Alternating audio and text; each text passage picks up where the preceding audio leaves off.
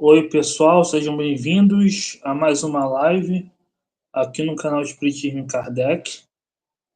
Hoje eu estou aqui com o Michel, o José não pôde participar hoje, né?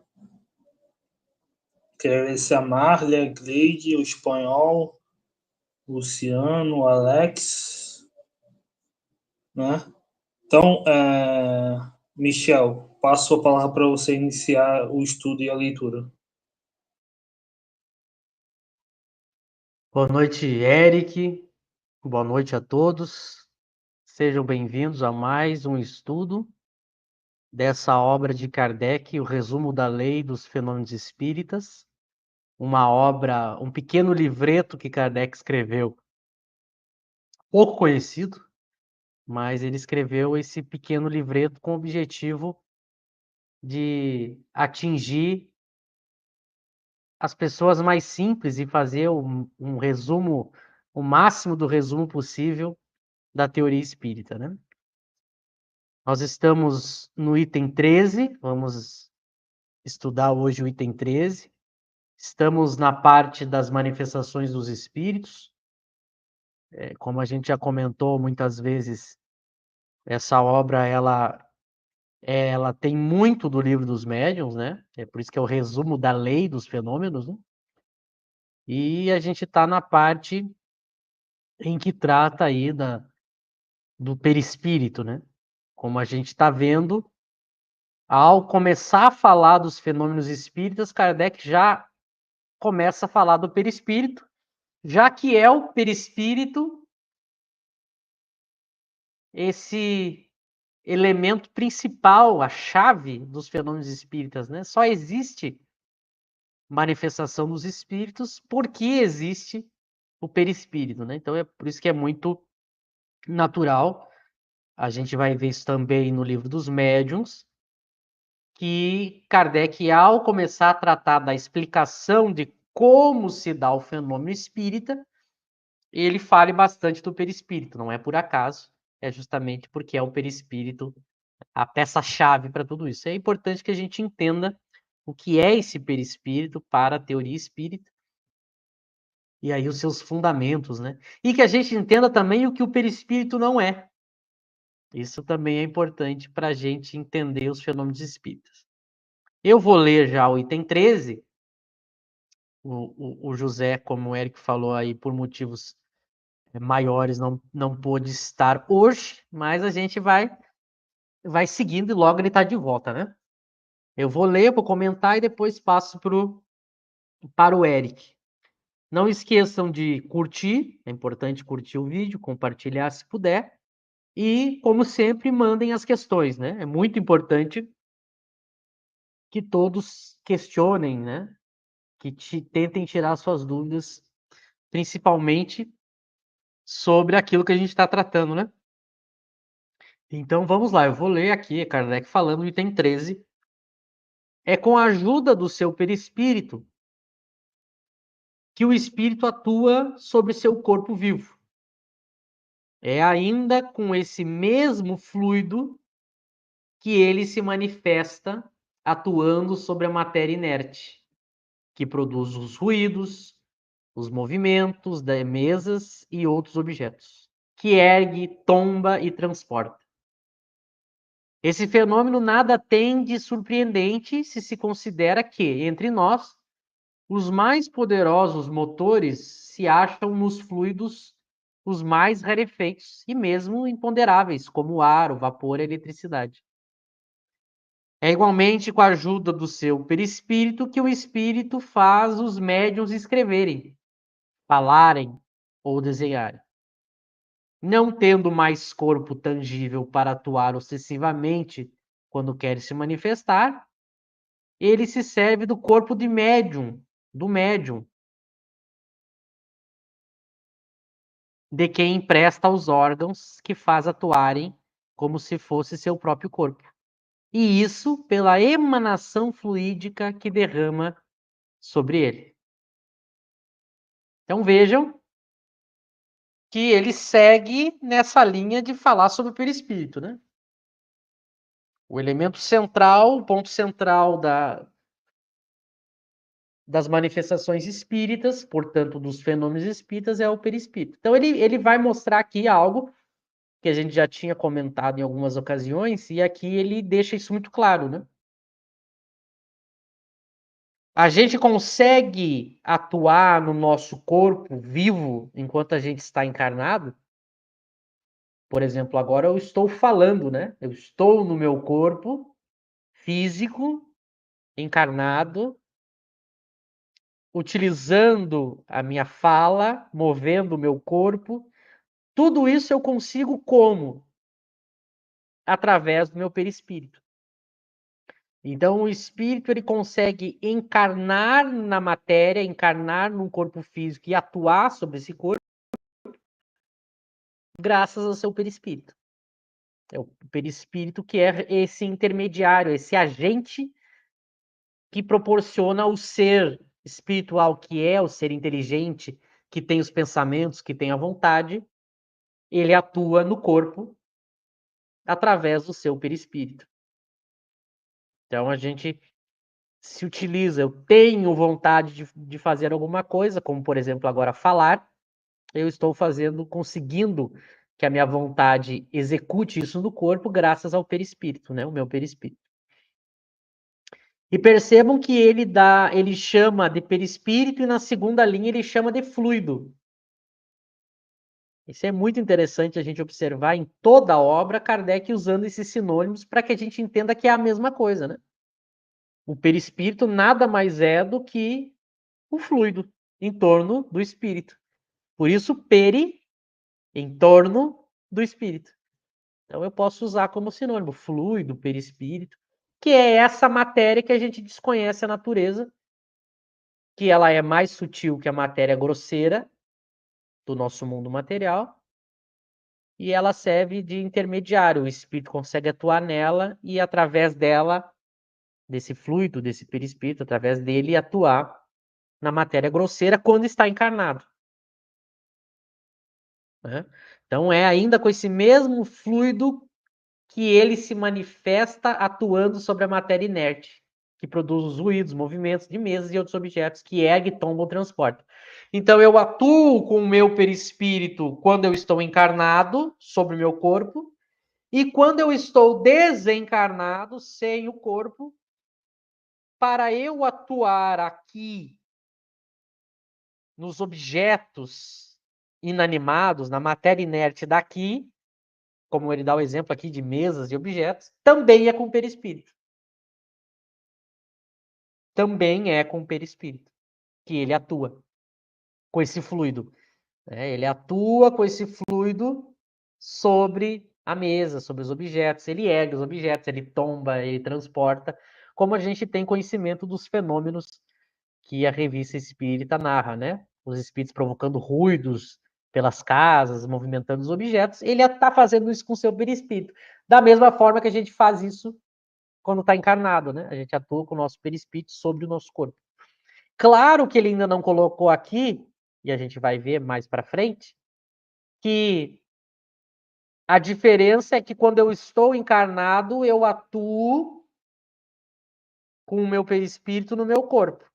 Quando eu estou desencarnado, eu atuo com o meu perispírito nos objetos. Mas óbvio que para eu conseguir, sem o corpo material, atuar nos objetos, eu uso o meu perispírito. Mas eu preciso também de um pedaço, vamos dizer assim, daquilo que o médium, um fluido que o médium encarnado dá, para somar com o fluido do meu perispírito e eu atuar sobre a matéria inerte, sobre a mesa, os objetos. Né? Claro que eu preciso desse elemento. Se eu não tivesse o elemento do médium, eu não poderia atuar nos objetos materiais. Né? Não conseguiria. Então, as duas maneiras da gente atuar na matéria grosseira é ou encarnando, que é o primeiro caso aqui, ou então atuando com o meu perispírito com a ajuda do fluido do médium encarnado, que são os médios de efeitos físicos. Né? Então, o espírito, como é que ele movimenta uma mesa? Ele provoca batidas, ruídos, ele age com o seu perispírito. Mas ele precisa de uma parte do fluido que um médium encarnado, o médium de efeito físico, dá para ele. Senão ele não conseguiria só com o seu perispírito. Esse é um outro elemento que Kardec vai colocar depois. Ele faz a mesma coisa no Livro dos Médiuns, tá?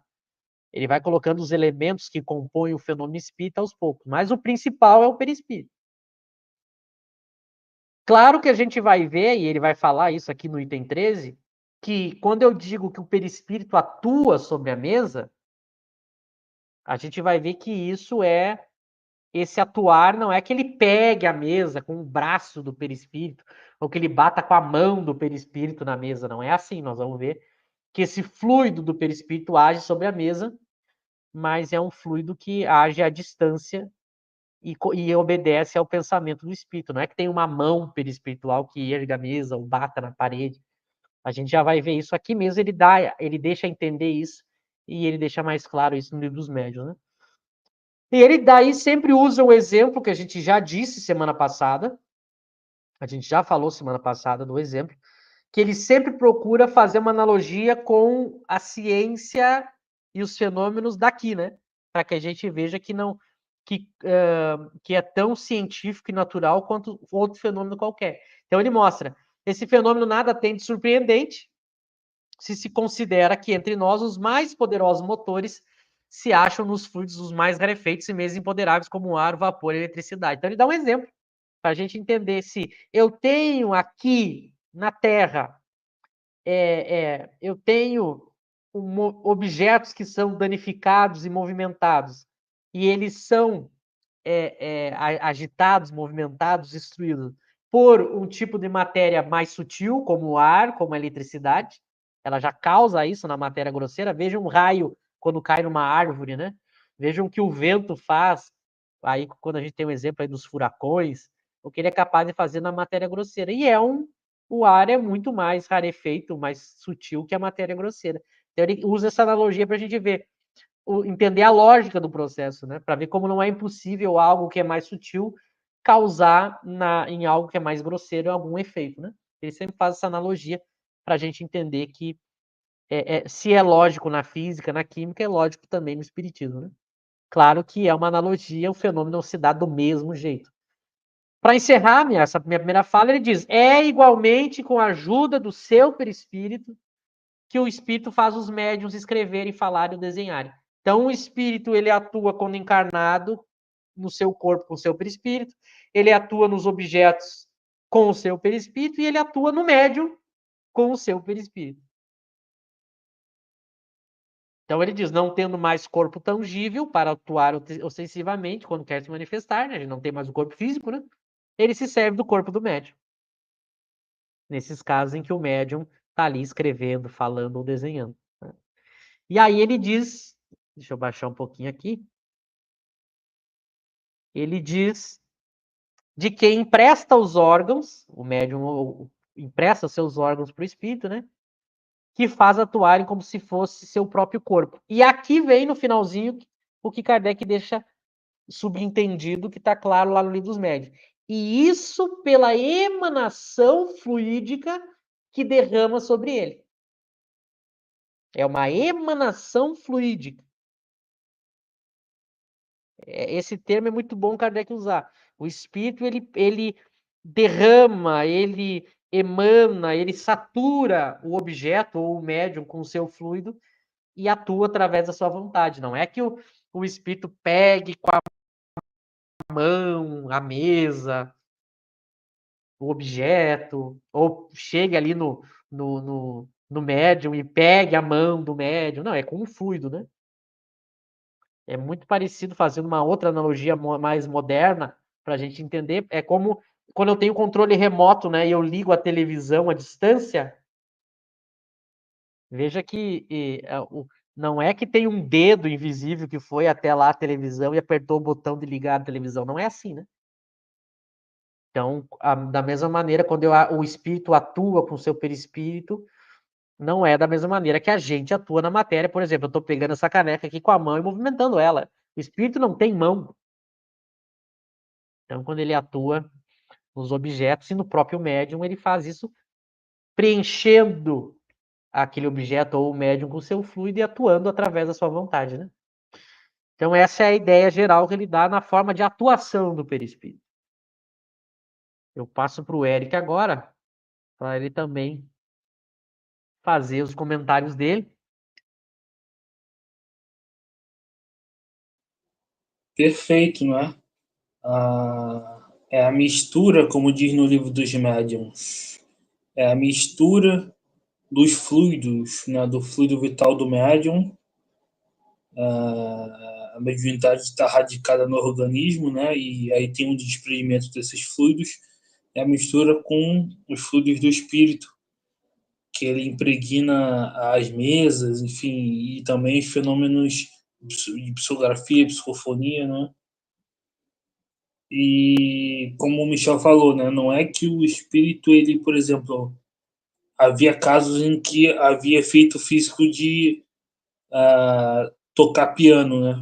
Algo, um agente invisível tocando piano, né? Não é que o espírito tinha dedo ali, né? É que ele combinava os fluidos e tinha uma ação fluídica ali, né? E é interessante que isso não foi uma ideia preconcebida. Kardec diz no livro dos médiuns que a ideia intuitiva era de que tinha realmente dedos, né?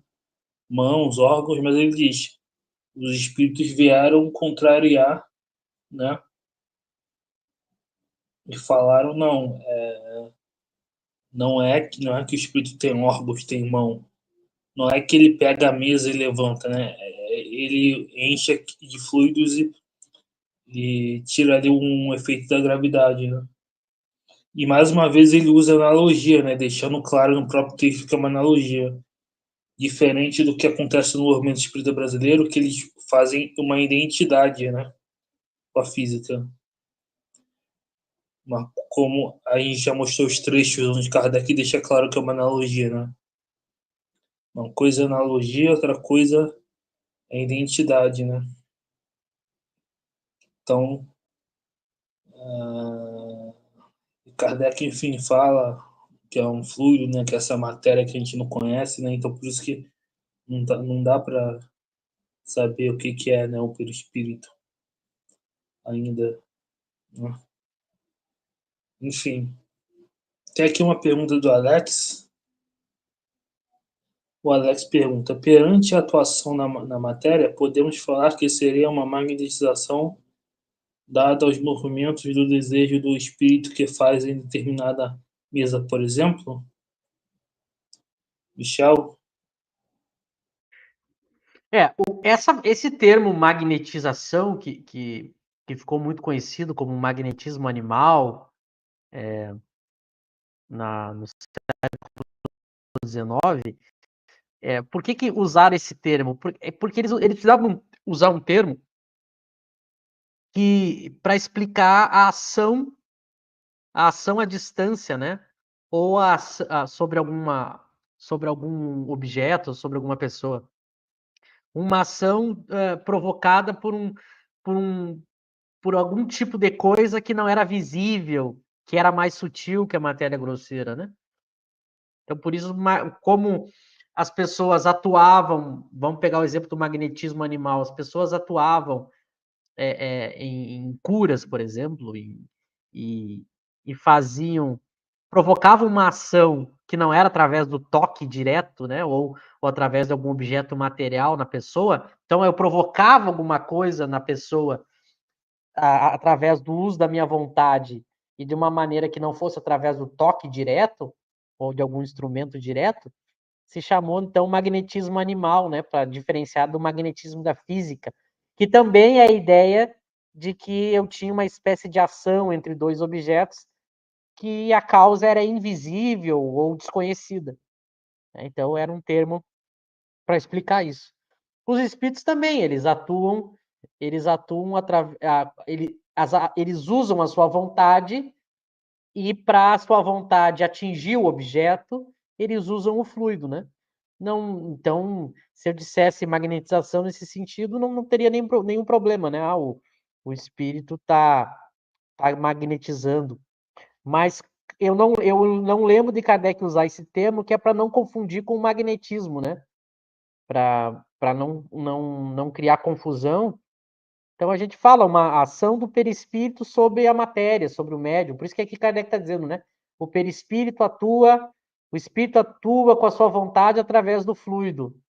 Ele já ele procura não usar o termo magnetização, ele usa mais quando vai falar da questão da cura ou do alívio das doenças, né? Porque aí está mais próximo também do magnetismo já conhecido e estudado. Mas é uma questão de palavras, né? Desde que a gente entenda o processo. O espírito é quem tem a vontade e tem o pensamento.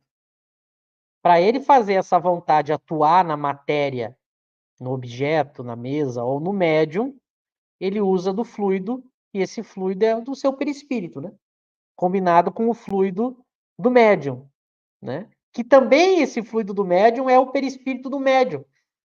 Só que o perispírito do médium, por estar encarnado num corpo orgânico vivo, ele tem uma característica que o perispírito, o fluido do perispírito desencarnado não tem, que Kardec chamou de fluido vital. Esse fluido vital, ele é uma soma do perispírito mais corpo orgânico vivo, que o espírito desencarnado não tem, né? Então, por isso que ele precisa desse fluido vital do médium para produzir os fenômenos combinando com o seu perispírito, né? Então, é uma questão de palavras, e desde que a gente deixe bem claro, né? Porque falar em magnetização, se tiver um magnetizador, um mesmeriano ouvindo, eu tenho que explicar o que eu estou querendo dizer. Se tiver alguém que estude física e eu falo magnetismo, ele tem que entender o que está querendo dizer, né? É uma ação que o espírito exerce, nesse caso da mediunidade, com o seu fluido perispirítico, né? E que obedece à sua vontade. Não sei se o Eric tem alguma esse ponto também. Eu recomendo que vocês leiam lá o Instruções Práticas no Vocabulário, que quando ele vai falar de magnetismo animal, ele deixa claro que é diferente do magnetismo mineral, né? E inclusive, Kardec até diz que o ideal era não chamar de magnetismo para não confundir.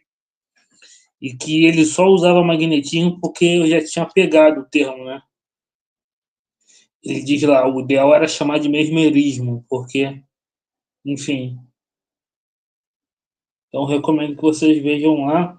Inclusive, lá Kardec diferencia o magnetizador de magnetista, né?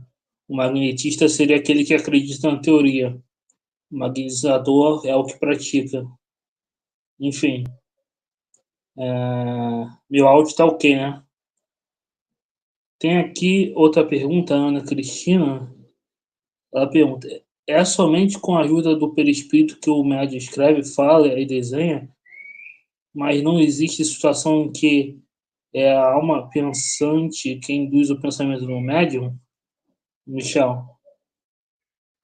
Mas mesmo quando o espírito transmite o seu pensamento, e aí não é uma ação material, né? É através do perispírito, né? Então, por exemplo, vamos dar dois exemplos para diferenciar, mas para mostrar que nos dois sempre é o perispírito o agente intermediário, né? O espírito produz efeito nos fluidos que chegam até o perispírito do receptor e ele interpreta com as suas ideias, né? Sempre assim. Então, por exemplo, vamos pegar o caso da mediunidade. Vamos primeiro pegar a mediunidade, a chamada mediunidade ostensiva, faculdade, né? Que Kardec está citando aqui nesse caso. Então, o espírito tem uma ideia, tem ideias, pensamentos, o desencarnado, e ele quer transmitir para o médium escrever, né? Vamos imaginar o médium psicógrafo mecânico. Então, ele combina o fluido dele com o fluido do médium e passa a atuar na mão, no cérebro, na parte da escrita, parte motora do médium.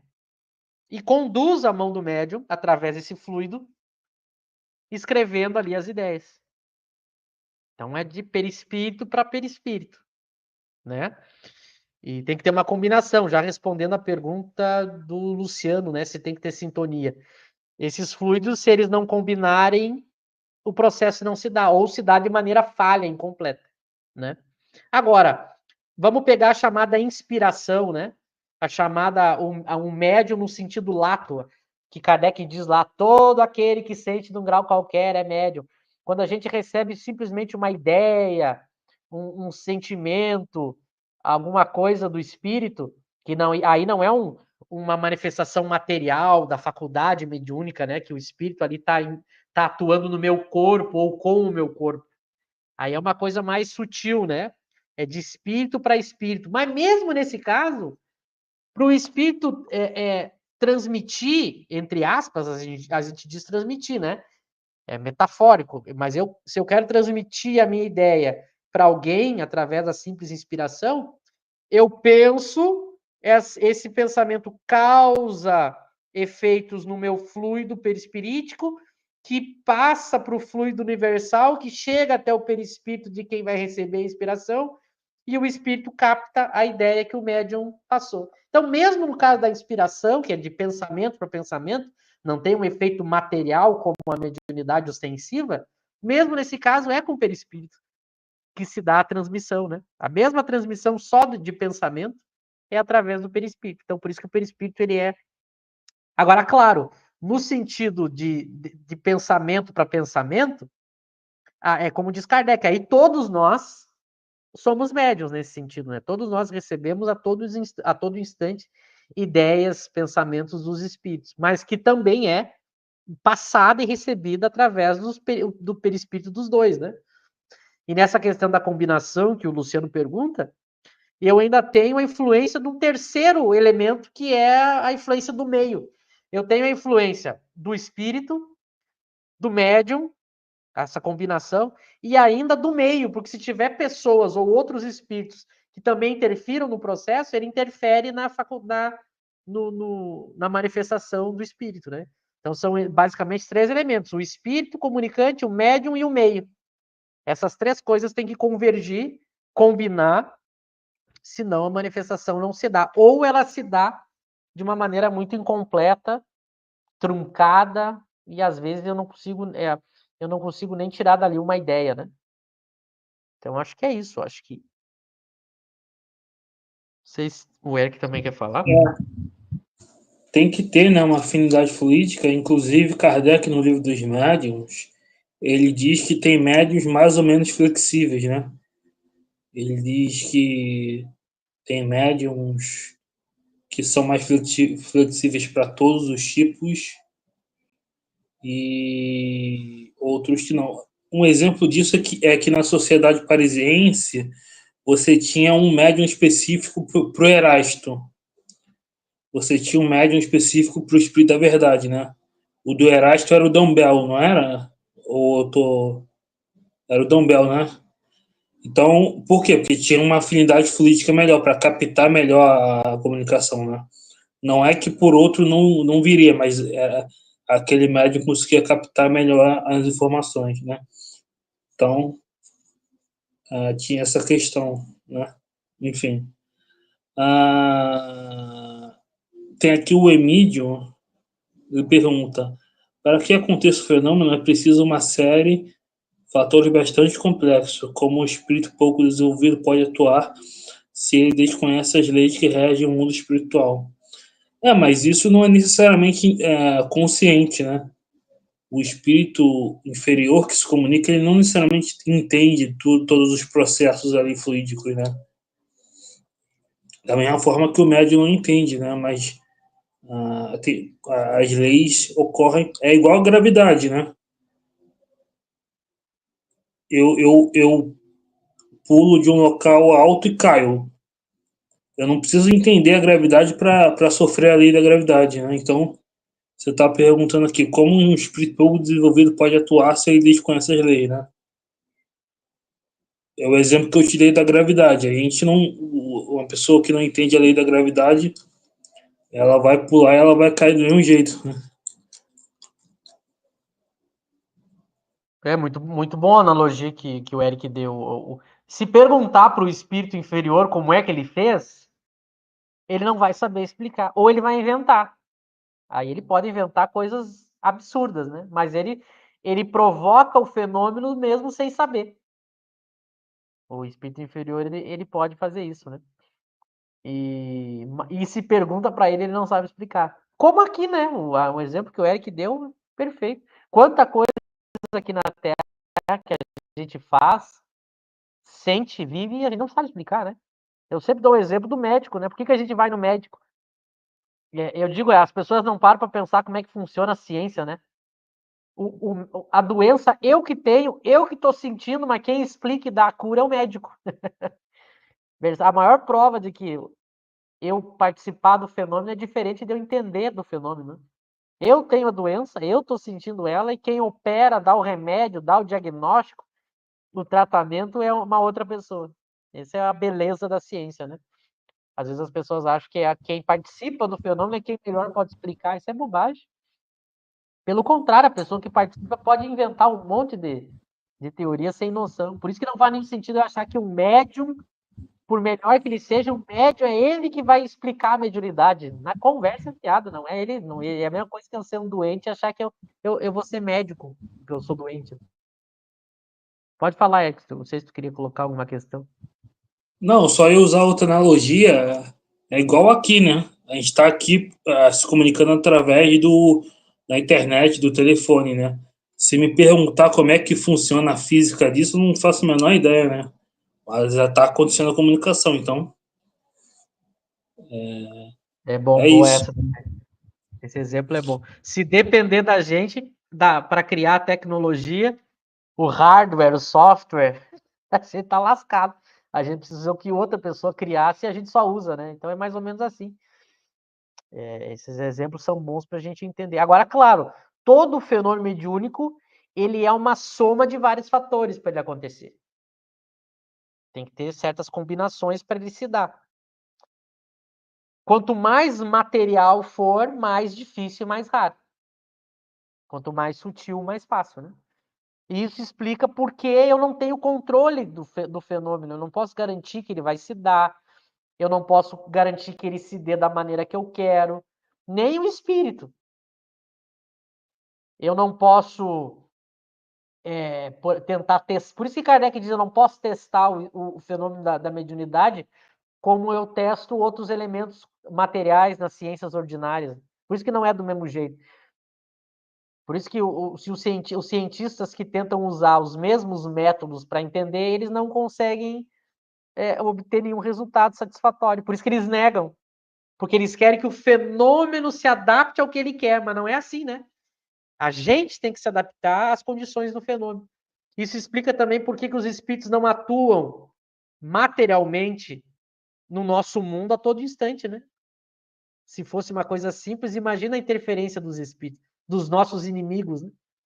Os nossos inimigos poderiam explodir nossa casa a qualquer momento, né? Criar quanta confusão dentro da nossa casa, da nossa vida, se fosse uma coisa simples, mas não é. Por isso que o espiritismo não é ingênuo, né? Um fenômeno se dá, ainda mais um fenômeno material, é bem mais raro e mais difícil e tem limites, né? Não é uma coisa sem limite, sem controle, não é uma coisa fantasiosa, por isso que o espiritismo é uma ciência. Quando a gente está diante de fenômenos, a gente tem que ter o bom senso, né? A gente não pode se apavorar ou então se deixar acreditar em tudo que estão falando, né? Porque a teoria espírita vai nos mostrando, opa, tem que combinar isso, aquilo, até ajuda a gente a desconfiar quando a coisa é demais, a gente diz, ó, temos que observar melhor. Essa é a vantagem de conhecer a doutrina. Mas lembrando a questão 13, que nós estamos estudando, tudo isso tem a ver com o perispírito, né? O perispírito é a grande chave da questão. Acho que vamos ler o 14, né, Eric? O pessoal fez boas perguntas aí, mas a gente pode seguir. Vamos. Deixa eu botar aqui. Então vamos lá. No fenômeno, agora ele vai pegar um tipo, né? No fenômeno designado sobre o nome de mesas girantes ou falantes, é pelo mesmo meio que o espírito atua sobre a mesa, seja para fazê-la mover sem significação determinada, seja para fazê-la dar golpes inteligentes indicando as letras do alfabeto, para formar palavras e frases, fenômeno designado sob o nome de tipologia. A mesa não é aqui senão um instrumento do qual ele se serve, como o faz com o lápis para escrever. lhe dá uma vitalidade momentânea pelo fluido com o qual a penetra, mas ele não se identifica com ela. As pessoas que, em sua emoção, vendo se manifestar um ser que lhes é caro, abraçam a mesa, praticam um ato ridículo. Porque é absolutamente como se elas abraçassem o bastão do qual um amigo se serve para dar pancadas.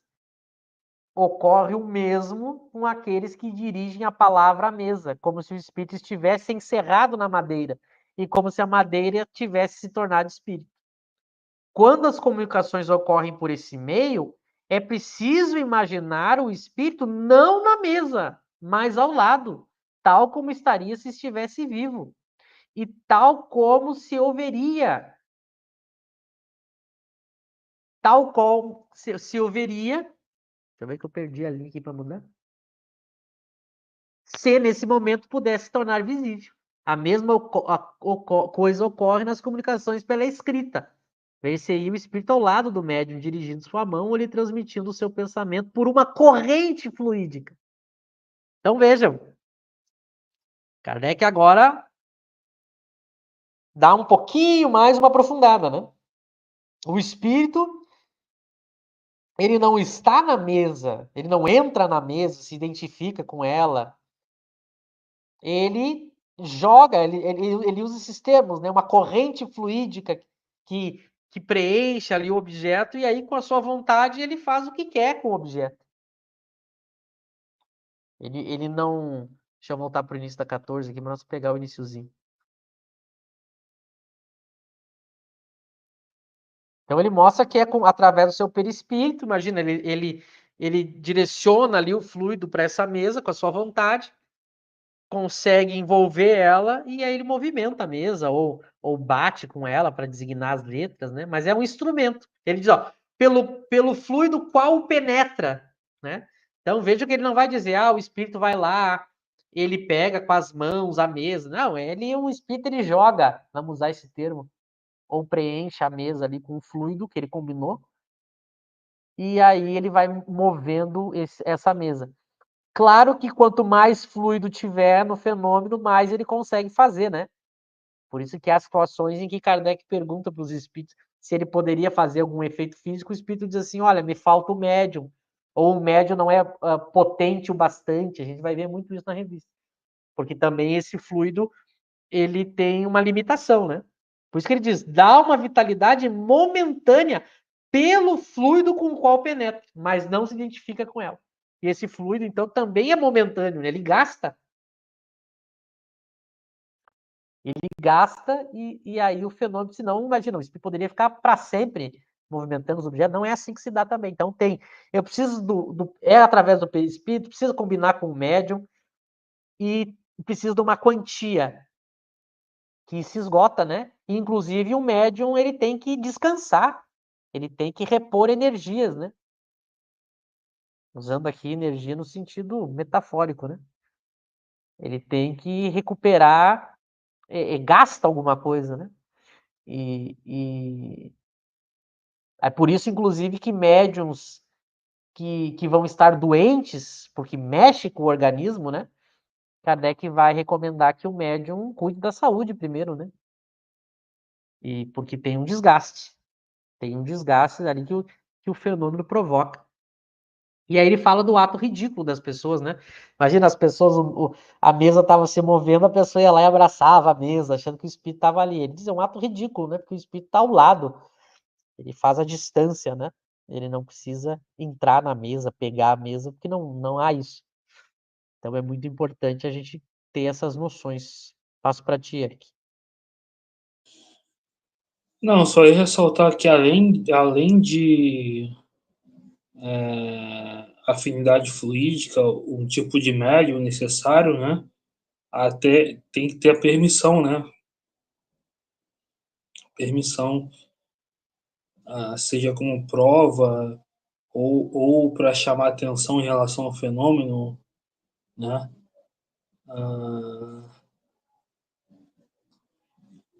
Isso também pode não ter a permissão daquilo daquilo acontecer, né? Os fenômenos de efeito físico, eles foram muito utilizados para chamar atenção ali no início do espiritismo, né? Aí depois chamou atenção, desenvolveram métodos melhores, né? Porque a tipologia era muito lenta, né? Ou era uma batida sim, duas batidas não, ou era uma batida para cada letra do alfabeto, né? Uma batida A, duas batidas B, enfim, então era lento. Aí, com a psicografia, com a psicofonia, isso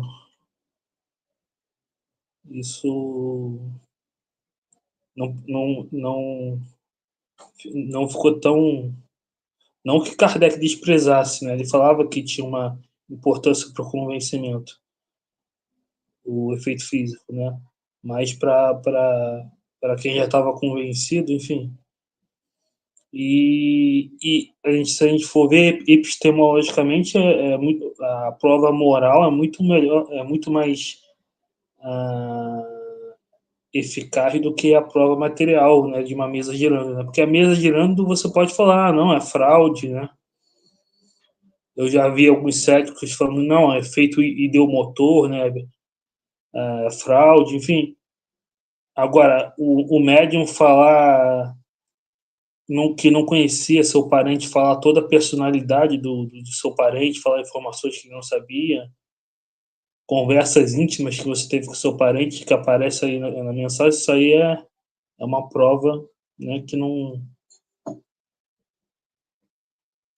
tem como recusar, né?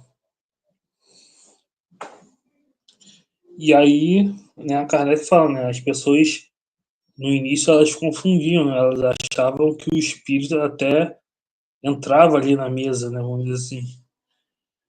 Então abraçavam a mesa, enfim. Mas não, o espírito fica fora, ele age fluidicamente ali a mesa é um instrumento, né? Como falou ali, como você uma pessoa usa uma bengala e você abraça a bengala e não a pessoa, né? Então as pessoas no início tinham uma concepção bem ruim, né? Foi Kardec que deu essa noção mais científica e mais lógica pro espiritismo, né? Você teve ali um período de curiosidade e Kardec veio e deu a base científica, né? O Alex comenta aqui, tipologia, exatamente. A tipologia é a comunicação por pancadas, né? E a sematologia é a comunicação por sinais em geral. Enfim.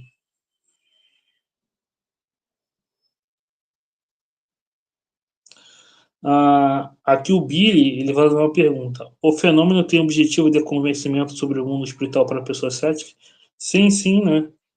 Inclusive, o Kardec diz, não, o objetivo do espiritismo é destruir o materialismo, né? Comprovando a imortalidade da alma.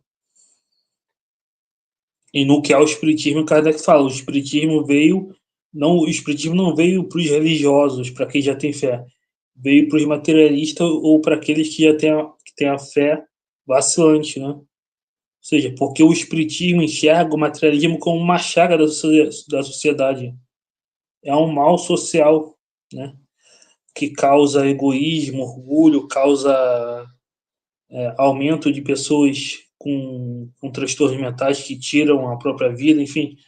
Então, o materialismo é corrosivo para a sociedade. Então, o espiritismo vem justamente comprovar, né, cientificamente que a vida continua, né, que existe a imortalidade da alma. Então, sim, sim, tem esse objetivo de convencer pessoas céticas, né? Lembrando que o cético, né, até no que é o espiritismo tem isso, né? Tinha um crítico e tinha o cético, né? O crítico era aquele que criticava negava por negar, né? O cético era o que duvidava. E tem muita gente hoje que usa o termo cético no sentido dogmático, é um materialista dogmático, né? Como cético. Mas isso não é o cético de verdade. Ceticismo de verdade é duvidar e ir atrás das evidências, né? Então tem muita gente hoje que confunde cético com ateu. Isso não é verdade. É isso aí, o fenômeno que, veja, a teoria, através da sua lógica, da sua racionalidade, ela já abre um caminho para o convencimento, né? Por quê? Porque tudo aquilo que é racional, lógico, né? Tudo aquilo que a gente, ao refletir, vê que tem muita coerência, faz muito sentido, isso já é 50% do convencimento, né? Agora, junto com a teoria que explica, que dá racionalidade, que mostra como funciona, que faz a pessoa entender, junto com isso eu adiciono os fenômenos, então eu junto teoria mais fenômenos, fatos, né? Eu tenho o combo completo para me convencer, né? Porque muitas vezes, porque, por exemplo, a filosofia, ela tem muitos assuntos que do ponto de vista racional até já eram discutidos. A possibilidade lógica, racional, ela já era até entendida. Mas qual é a riqueza da ciência espírita? É que ela vai conjugar não só a parte racional, que ela faz muito bem, mas ela também tem a parte prática e experimental que todo mundo pode observar e participar, né? Então aí eu tenho a cereja do bolo, né? A parte teórica e a parte do fenômeno em si que comprova a teoria, né? Assim como a teoria veio do fenômeno. Veja que é um ciclo é um ciclo ideal para a gente se convencer. Essa é a força do espiritismo. Ele tem a melhor teoria explicativa.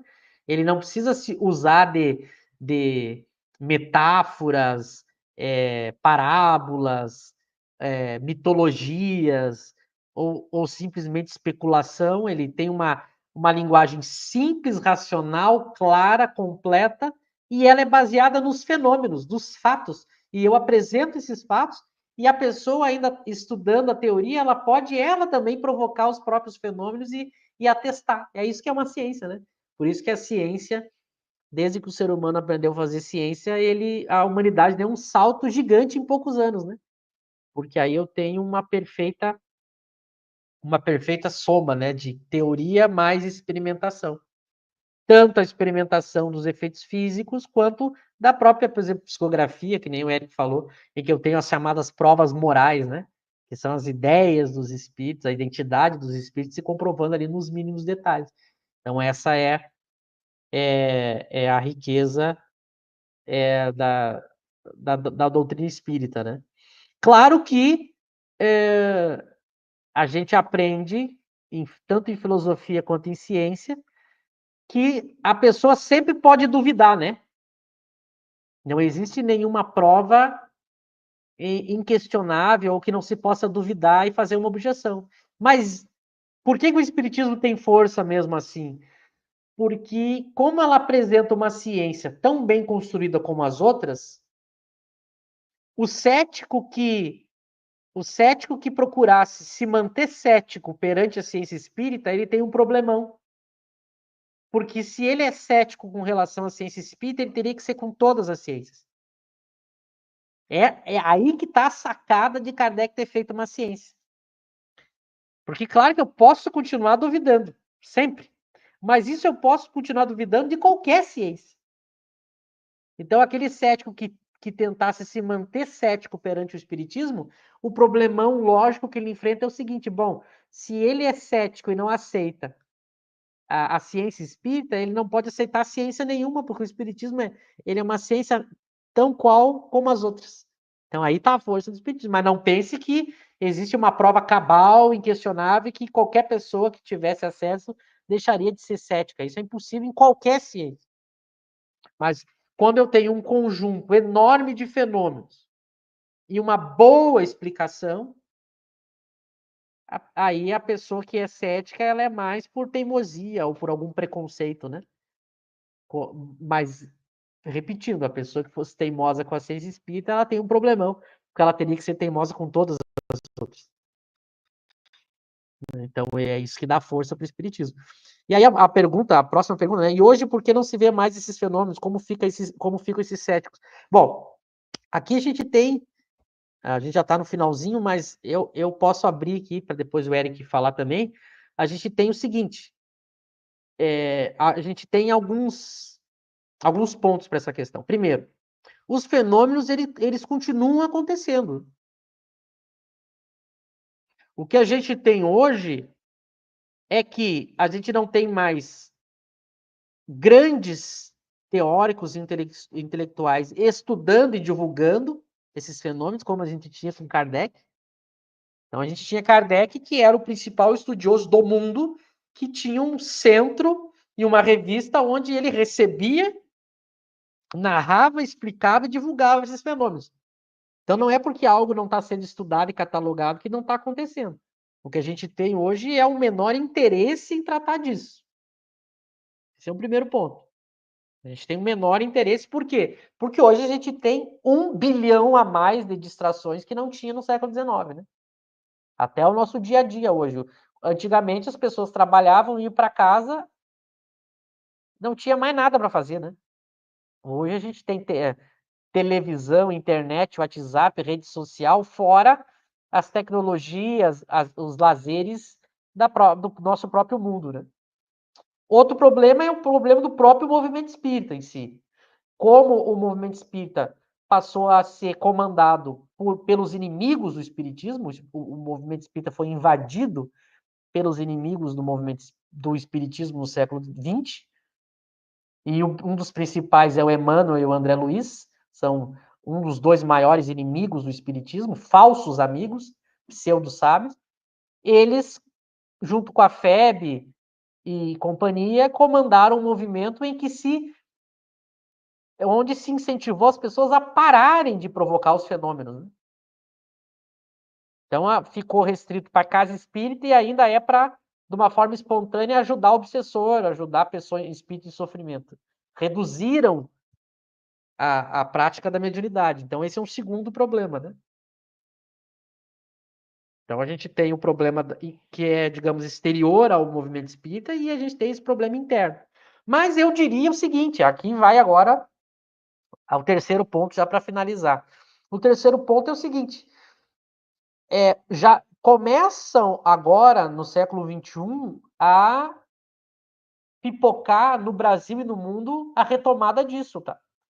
Tanto fora do espiritismo, pessoas interessadas em voltar a estudar os fenômenos espíritas, quanto no próprio meio espírita, essa retomada de Kardec, a retomada das evocações, que está acontecendo no Brasil e no mundo. Eu deixaria como dica para o Billy 2 dicas, 2 referências para ele estudar sobre isso. O fenômeno ficou restrito à casa espírita, né? Hoje em dia, para praticar a mediunidade, o movimento espírita diz que só pode ser na casa espírita. E ainda tem um dia só da semana e um tipo só de fenômeno que pode fazer. A gente tem que orar para que os espíritos sofredores venham para a gente doutrinar eles. Então, olha, se reduziu muito, né? Mas voltando ao terceiro ponto, eu deixo aqui para todos 2 referências importantíssimas para o que eu estou falando dessa retomada que não é pequena, viu? A primeira é o que a gente sempre fala. Acessem revistaespírita.net. É uma revista atual de grupos que evocam os espíritos, tal como se fazia na época de Kardec, e que eles relatam esses fenômenos nessa revista deles. Revistaespírita.net. Que, inclusive, eu já quero aqui anunciar que em breve eu vou ter um novo projeto no KardecTube, onde eu vou contar essas histórias que estão nessa revista. Histórias reais, atuais, de fenômenos espíritas que estão acontecendo. E, por fim, uma outra referência é o evento que vai ter agora em novembro, que é um evento que vai ser um marco também para a história do movimento espírita, que é um evento feito pelo NUPES, lá de Minas Gerais, coordenado pelo Alexander Moreira, que é um evento que quem quiser se inscrever pode participar online. Eu não lembro certinho a data, mas se eu não me engano é final de novembro, vão ser 2 dias, em que cientistas vão coordenar esse evento, inclusive cientistas espíritas, né? A gente vai ter, é um evento sobre o que tem de mais moderno hoje, tanto fora do espiritismo quanto no espiritismo, sobre o estudo dos fenômenos que envolvem a questão espiritual. E vão ter dois dos maiores espíritas da atualidade, os maiores entendedores de Kardec do mundo, que vão abrir e fechar o evento, que é o Cosme Massa e o Silvio Schiberi. Eles vão tratar. Então, vão ser pessoas, tanto do movimento espírita quanto da academia, se juntando para estudar questões dos fenômenos espíritas e Kardec. E o próprio Alexander, que é um dos pioneiros desses, um dos que hoje coordena esse estudo no mundo todo, nas maiores universidades do mundo, ele mesmo já anunciou que uma das principais universidades do mundo, na Inglaterra, vai fazer um evento com ele e outros cientistas do mundo inteiro para estudar para estudar Kardec, o método de Kardec na pesquisa do ser espiritual. Então veja como tem muita coisa acontecendo.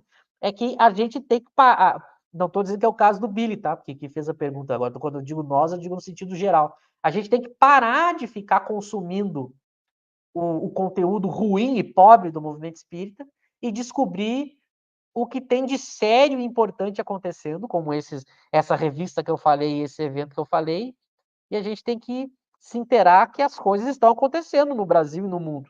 Estão retomando. Claro que ainda é pouco, mas ainda é novo, mas são coisas importantíssimas e revolucionárias na retomada de Kardec que estão acontecendo e que o movimento espírita não fica sabendo. Então a gente tem que se inteirar, participar, tem coisas no YouTube, através dos nossos canais aqui, a gente tem bastante conteúdo divulgando isso. Então, há um movimento muito interessante também para a retomada desses estudos, da prática dos fenômenos e, portanto, aí para voltar a fazer as pessoas se convencerem com muito mais solidez do que a gente costuma dizer. O século XX foi praticamente perdido, né? E agora a gente está retomando aí Kardec e os fenômenos. Bom, da minha parte, eu já quero agradecer a todos pelas perguntas, pelos comentários, agradecer ao Eric também pela ajuda, por ajudar nesse estudo. Que a gente tenha uma ótima semana e semana que vem a gente continua estudando esse assunto. E agora eu passo para o Eric falar também e se despedir.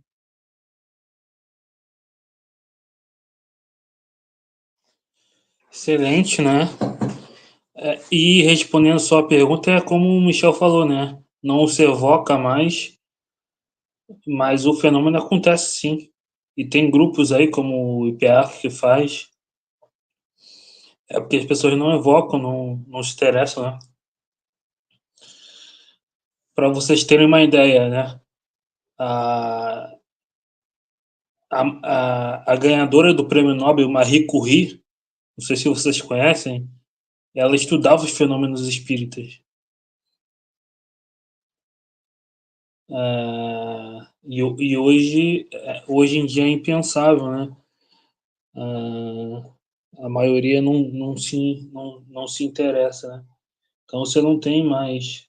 Tá voltando agora, né? Mas, enfim, as pessoas não querem provocar o fenômeno e querem que o fenômeno caia do céu, né? Basicamente. Claro que pode acontecer espontaneamente, mas você provocando, você vai ver mais o fenômeno acontecendo, né? E procurando, enfim. Então, o fenômeno acontece, continua acontecendo.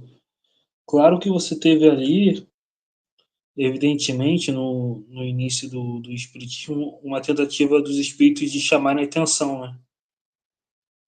Porque aquela generalização das mesas girantes foi uma forma de chamar a atenção, né? Começou como uma curiosidade, mas chamou a atenção das pessoas sérias, né? Então, mas ainda acontece, isso são leis naturais, acontece e sempre vai acontecer. Fenômeno de efeito físico, enfim.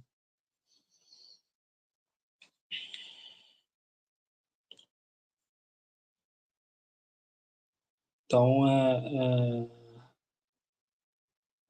continua acontecendo, né? E é isso, naquela época você tinha interesse, muito interesse, né?